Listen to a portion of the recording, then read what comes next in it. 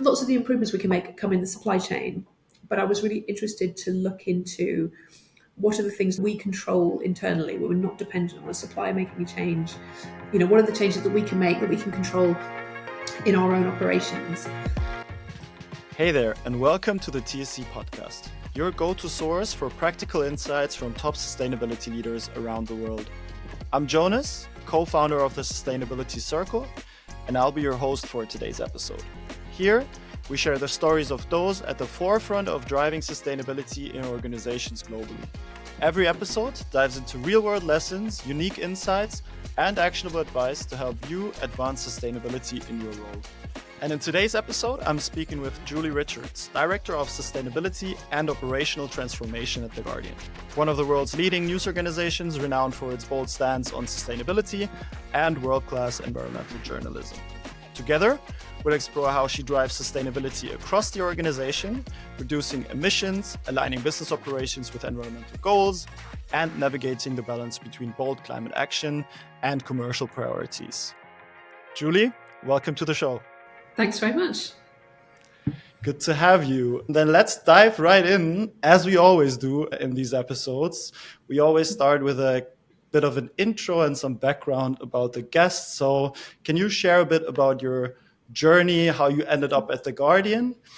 And I also know that you transitioned from the role of strategy director, so it might also be interesting how you made that shift happen from the strategic role without the sustainability focus to now being in a sustainability focused role.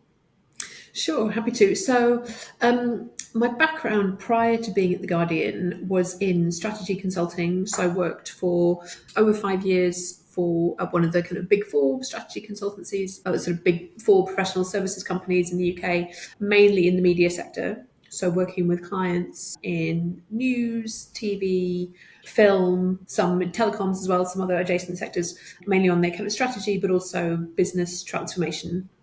And I joined The Guardian in 2016 on the back of some projects that I'd done with them when I was in consulting.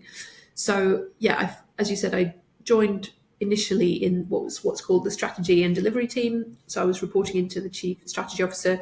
My role was actually delivery director, so I was responsible for sort of how we delivered the strategy, so translating the kind of big company goals into kind of tangible change, making sure that we had all the right programs and initiatives in place, that we were tracking progress, that we could actually sort of see that they were delivering the change that we needed. And that was a time of really sort of significant business change and big financial turnaround for The Guardian. Sort of gone through quite a difficult period financially, and we're very focused on getting the business back to a firm financial footing. And to do that, we had to kind of change the business model quite significantly. And then coming out of that period, by about 2019, we were starting to think more about the longer term direction of the business. And there was much more focus on sort of company purpose and what our brand was and how we were portraying that to readers. And one of the first projects really in the sustainability world that I worked on was I ran our B Corp certification process. So we decided to become a B Corp so that we had a measurable way demonstrating, how we lived up to our values as a business, and the steps that we were taking to improve that. So I ran that process. In doing that, I actually identified quite a few gaps in our environmental action.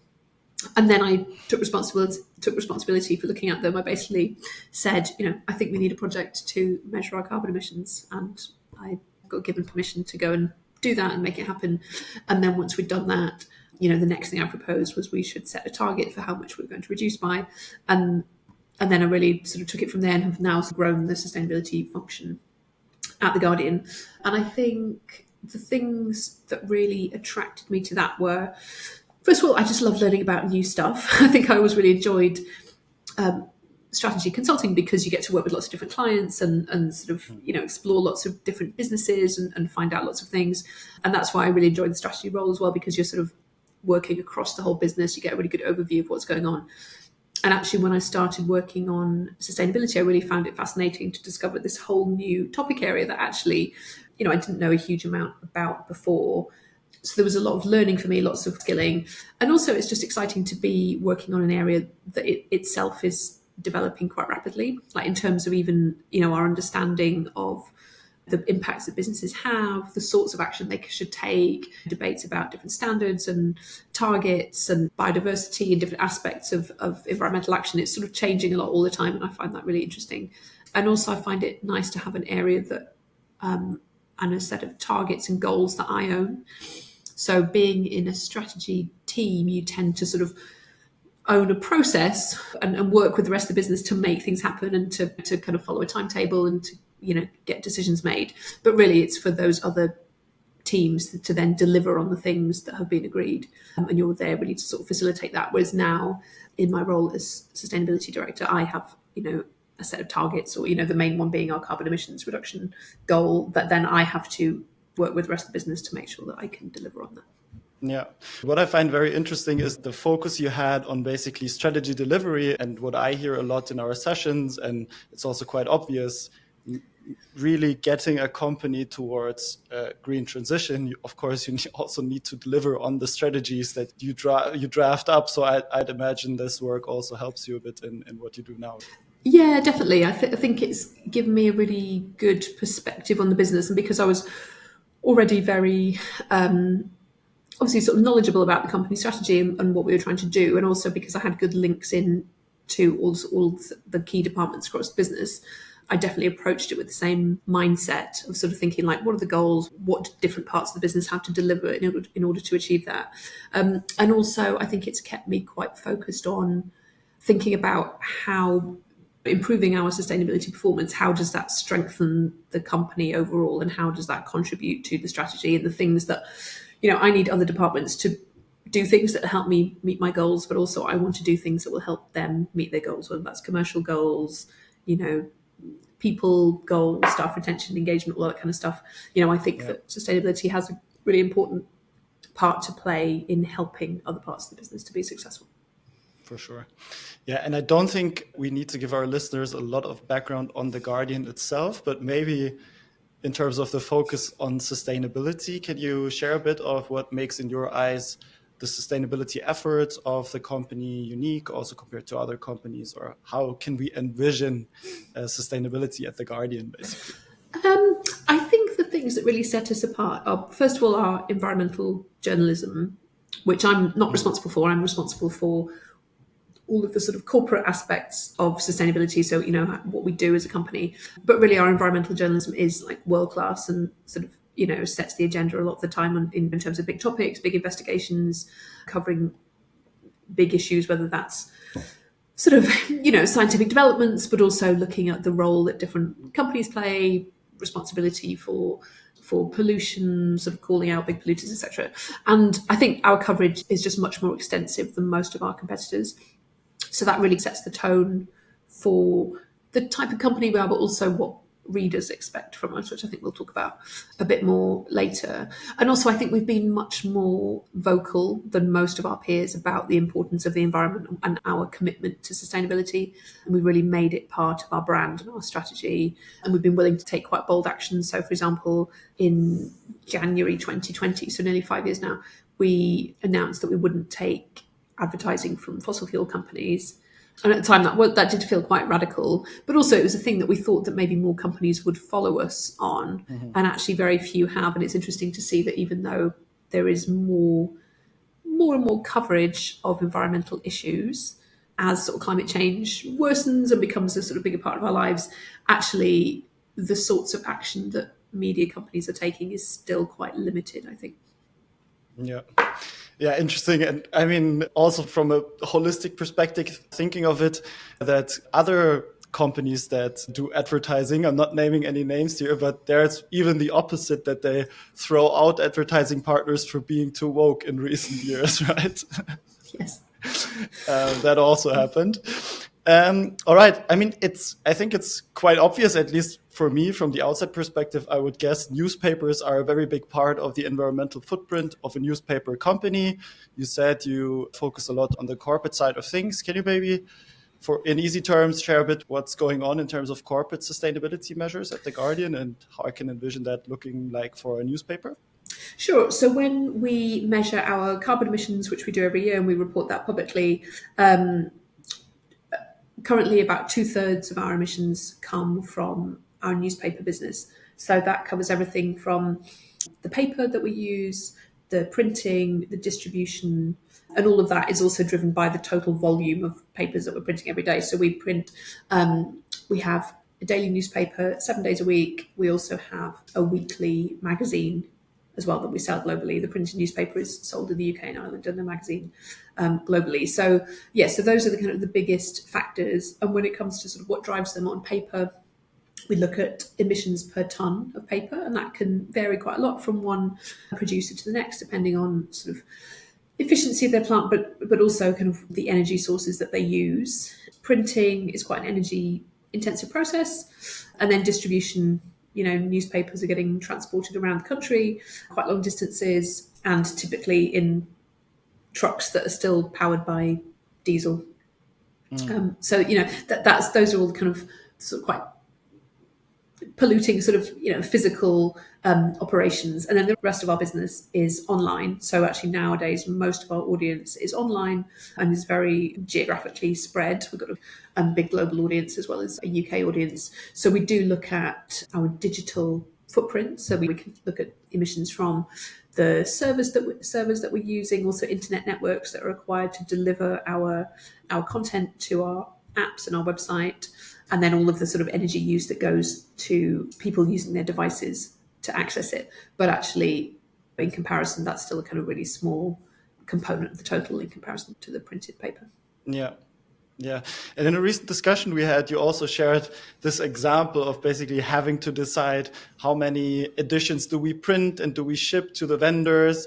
And I find this is a very interesting example of sharing a bit of how it then actually works to implement such measures internally, because what we always try to do on this podcast is to try to get actionable and give others that work in sustainability roles a bit of an idea how this would work, the working with maybe the commercial teams or the publishing teams, etc., in the decision of how many episodes get printed, get shipped out, etc. How does something like that look like? Because I'd imagine that has quite a big impact on the footprint then in the end. Yeah, it really does. So, like I said, because the newspaper is 2/3 of our total emissions footprint, anything that we do or any changes we can make there can have a really big impact.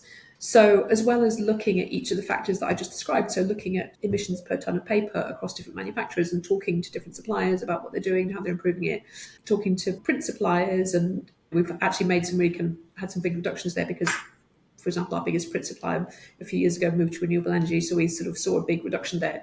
So lots of the improvements we can make come in the supply chain, but I was really interested to look into what are the things that we can do, that we control internally, where we're not dependent on a supplier making a change. What are the changes that we can make, that we can control in our own operations? And actually looking at waste, that was one of the areas that I was really interested in. So we have a team called the publishing team, and they manage all of the newspaper operations, and they're responsible for the financial performance of the newspaper. So obviously they don't want to be wasting copies, they don't want to print more copies than we need, but at the same time we also want papers to be available to anybody who wants to read them. So if every copy sold out in every single retailer, and we're serving about 35,000 retailers across the UK, so if every copy was sold, that probably means that there were more people who would have liked to buy one but who couldn't get one. So there's quite a fine balance there between printing enough to make it available but not printing too much that we are causing waste. So I guess my role as sustainability director was to sort of pose the question again and bring in the sustainability rationale for looking at it, in addition to the financial goals that team are already working to. And, to ask the question about what more could we do? What are there changes that we could make? And are there things that we could do to help? So we went and spoke to some sort of data companies who thought they might be able to do some sort of interesting sort of data science analysis to better predict the number of copies. So, in the end, we didn't go forward with that, but that was the thing that, I could have helped try to get some budget or get support for that sort of project from around the company. Actually, in the end, by sort of posing that question, then our publishing team went and did some work with our wholesalers and then challenged them, because the wholesalers determine the exact number of copies that go to each individual retailer. So So yeah, so I'm like most people in roles like mine, I'm dependent on other people to take action in their bits of the business. But I see my role as sort of identifying things that are significant to my targets, and then asking those questions and trying to push people to sort of look at things again with a different lens than maybe they have in the past. Yeah. Yeah. And you mentioned leveraging the experiences that you already have, but you also mentioned some very specific things like including them in the audit process, so making them aware of sustainability goals, etc. So maybe can you share some thoughts on that, how you include them in, your way of thinking, so it's not that they think, oh, what is she talking about when Yeah. she brings up these sustainability goals? Yeah, I mean, I suppose like that team in particular are a really critical part of our sustainability work because they look after the bit of the business which is so significant from an environmental point of view. So right from the very beginning, even when we did the very first audit, one of the key stakeholders from that has been the publishing director. So making sure that he was really involved in the very first conversations we had with our external consultants about how we would measure. We've had to work with that team over time to sort of map out the full supply chain to make sure that we are getting information from all the right suppliers. They really help us every year to push all of those data requests out to the suppliers, because we find we get a much better response from suppliers if they're dealing with someone that they already know in the business, as opposed to me or someone in my team that they've never heard of, kind of going and asking for a load of information. So we've been very reliant on their support, and then we've always tried to involve them in the process and treat them as stakeholders, but also experts in their area. They have to balance my objectives along with lots of other objectives. So I think it's about treating people as experts in their field, trying to involve them as much as possible, make sure they really understand what the impact of doing that is. Yeah, and I think knowing your blind spots and leveraging others is something that I can very much relate to as well. Like trying to know it all in a business world that is moving as fast, and especially in regards to sustainability as well. Everything is developing so quickly, regulations, new demands, customer demands are changing, etc. So very interesting. All right. Yeah, I mean, I want to dig a bit into this thing you mentioned earlier of not taking ads from the oil companies anymore, because for me, from the outside reading it, it's, oh, that seems like kind of a risk, but at the same time, it doesn't. So I would guess this is also internally something that many people are initially opposed to, but also see some potential in it. So how does a process work again, like in such a construct of a company, like deciding on something like that? And maybe it's different at the Guardian because the culture seems to be very much sustainability driven, environmentally driven. Yeah, I would say there are certain things that make it easier to make a decision like that at the Guardian than maybe in some other places. So first of all, like you said, the environment is a topic that's very core to our journalism. So we believe in the journalism that we publish, and that journalism says that the climate crisis is real, and that action by some fossil fuel companies over many decades has slowed the pace of kind of regulation or government action to combat it. And also we report lots on what the solutions to sort of slow global heating are and what needs to change. So I think because we publish that information is very sort of present in our business. I think the second thing that makes it easier than for some is that we are owned by a trust called the Scott Trust, which exists to support the sort of long-term survival, if you like, of the business, well, of the Guardian and liberal journalism. We're not publicly listed. We don't have external shareholders that we're having to satisfy and sort of deliver quarterly or annual dividends to. So it does allow us to make some decisions that maybe sort of businesses that are more focused on short-term commercial gain wouldn't make.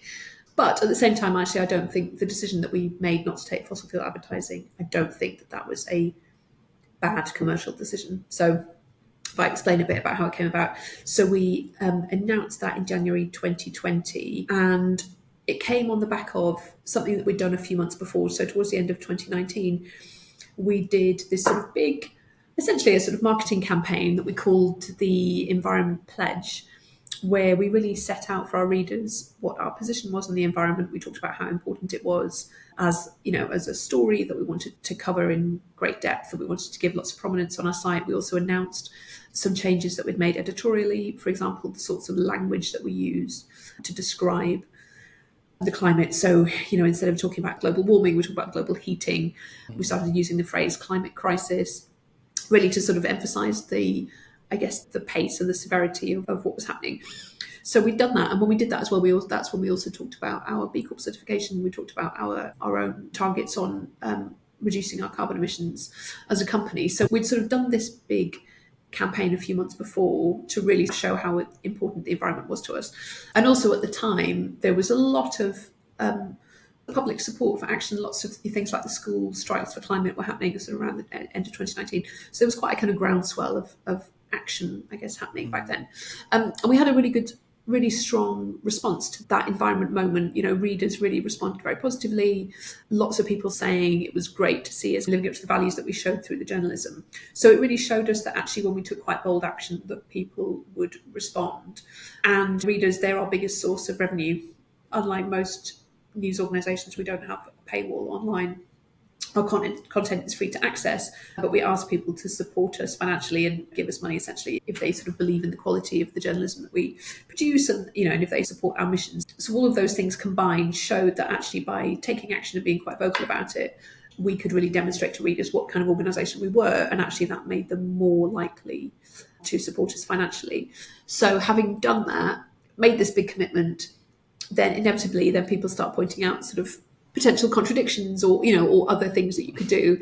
And I wouldn't say that we had loads of advertising from fossil fuel producers, but we had some, typically around things like, things they were doing to support women to get into science careers, for example. That's the sort of thing that fossil fuel companies quite often want to talk about, what kind of positive steps they're taking or sort of role they're playing in society.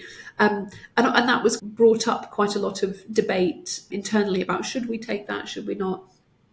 Did we feel that it was right when at the same time we're publishing big stories about the role of fossil fuel companies in sort of climate denial over the years, or, quite strong opinion pieces about specific companies. So there was quite a bit of tension there already. And actually, once we took that decision, first of all, we were quite confident that even though we were giving up some advertising revenue, we were quite confident that we could find other sources from that, basically by generating more revenue from readers. And also it just simplified our operations really, because it it meant that we didn't have to have those debates internally about should we run this campaign or not? Because actually, once you make a statement like that, then those advertising opportunities just don't come to you. Advertising agencies don't even approach you with it. But which, it saves a lot of time and a lot of effort of people debating it and then having to go back to clients and say, we're turning this down. And so it was very clear. And also it's very clear for teams internally, and actually quite welcomed by them for that reason, and because they were quite proud that we were because it also draws a clear line, right? Because as you also mentioned, the line isn't really clear, and if you start with one thing, then also people might expect something else, or they dig into the past articles and say like, hey, but 3 months ago you said X, Y, Z. So I'd imagine also this process being quite, let's call it exciting, if you decide on something like that, and then seeing what happens with the readership, and everybody has an opinion on something. So how do you balance that of having a strategy in mind or having made up some decisions internally, and then you publish this, or you decide on something, and then you get the reader feedback, or the comment section blows up, and I'd imagine that's quite direct feedback, I would guess. Yeah, and our readers are quite vocal about with their opinions, which is good. But yes, you do get a lot of direct feedback. I mean, I think overall the feedback was good. I think the thing that we anticipated, which sort of did happen to a certain extent, was people then saying, okay, it's good you did that, but what about airlines? You're still advertising flights. What about cars? What about this or that sector? And it's true that pretty much every sector has some impact on the climate, and you could make an argument why you shouldn't advertise a whole range of different things. But we were quite clear in the comms that we did around the fossil fuel ban that we saw that as significantly different from other sectors.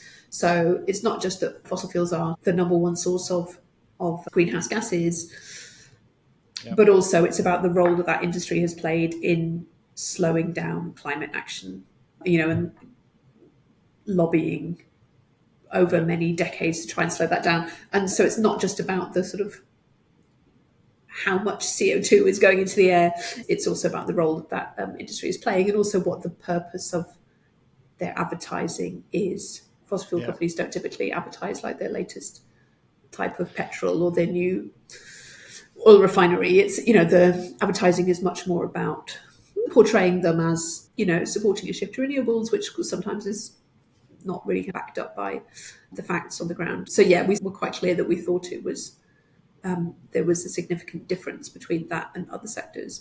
And also we were quite honest about the fact that advertising is one of the things that funds our journalism and we want to keep doing that. So, whilst if you're being very purist, you might sort of stop taking money from a whole bunch of other sectors. Also, there's a reason why we need that money, and it's to do more journalism about topics like the environment.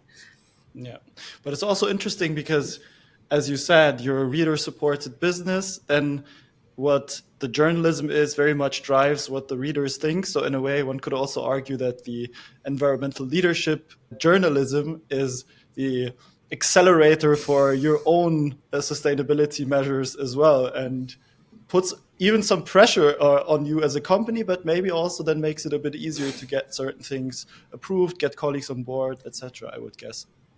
Yeah, definitely. I mean, I definitely see part of my role is making sure that the way we act as a company sort of lives up to the values, but also the information that we're publishing in our journalism. If we're sort of publishing stories about sort of certain actions that companies can take to, or solutions to the climate or to preserve biodiversity, and we're not doing that as a company, then there's a contradiction there. So so part of my role is kind of make sure that we are sort of keeping pace with the journalism, and it certainly helps, right? It's great to have a whole team of people who are total experts in this area to be guided by and to learn from, and be able to sort of point to that as a rationale for why we might make certain decisions.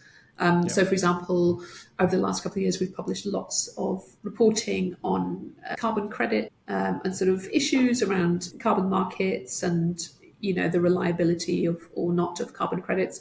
So it makes it quite an easy decision to then say, okay, as a company, we don't buy carbon credits, we don't do any offsetting because of all of these things that we've published. And that's, it's very helpful to have that as a source of information to make decisions on. Yeah, no, that makes a lot of sense. And then on the other hand, this was all like internal view. And then on the other hand, of course, the journalism also has a certain effect to the outside and also a certain responsibility, I would say. It should always be about information rather than campaigning. At the same time, it's an issue where an opinion is very much needed as well in a way, or I don't know if you could call it an opinion, but how to act upon the facts, let's call it like that. How do you see that, like this balance? Good question. I think with like pretty much all news organisations, we make a clear distinction between what's reporting and what's opinion. So there's reporting what's happening in the world, and then there's opinion about the causes of that or what to do about it. And I suppose if you compare the types of opinion pieces we publish versus some of our competitors, there's a very different tone and a different sort of set of priorities, particularly on environmental issues. So lots of our competitors in the UK, for example, publish quite a lot of pieces that are quite sceptical about, net zero and the costs and, is it achievable and is this the right thing? Whereas ours would typically tend to be very kind of pro that and actually pointing out how we could be going faster and what else could be happening. So we publish that, but yes, we do journalism. We're not a campaigning organisation. We're not an environmental NGO, for example. So what we're not necessarily trying to do is we're not trying to tell readers what to do. We're trying to present them with information. Them find their way. Yeah, exactly. But that is the purpose, right? So it's sort of one of our phrases that our editor-in-chief uses is use clarity and imagination to inspire hope. So give people clarity about what's going on in the world, help them understand it, imagination about sort of solutions and presenting different ideas, which hopefully makes people feel hopeful. Gives people a feeling that they can change things, whether that's changing their own life or whether it's them then campaigning on something or pushing, choosing to vote for people who will act in ways that they agree with. We want people to feel like they've got a sense of sort of agency in their own life, but it's not for us to tell people exactly what they should do. It's more about, informing them about what's out there so they can make their own choices. Yeah. I feel like this was almost a perfect outro already. And we've been talking for 35 minutes.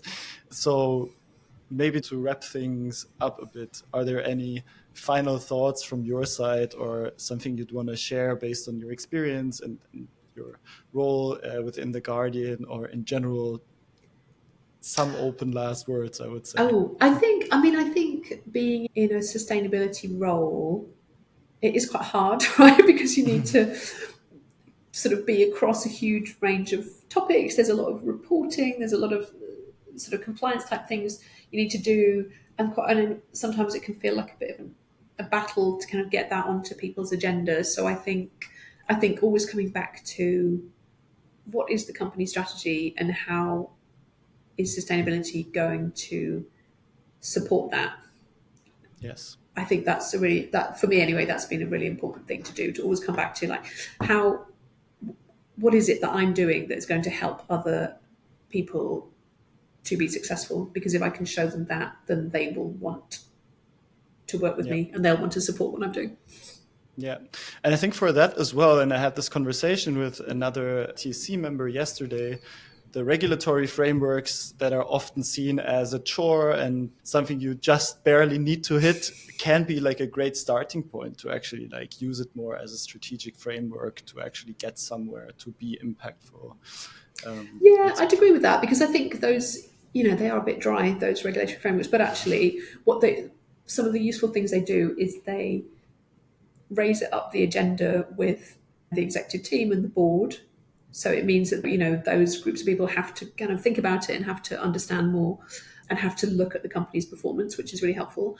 Also, in some ways, it might help to make some things more of a compliance activity, because then it means that teams like finance have to get more involved, and maybe you can sort of get more budget to deal with that, which then hopefully creates a bit more capacity to do some interesting things as well. Yeah. All right. Then I'd say with that, we are already at the end of the episode, and I can only say thank you for joining me on today's episode. This was very interesting. Thanks very much. I really enjoyed it.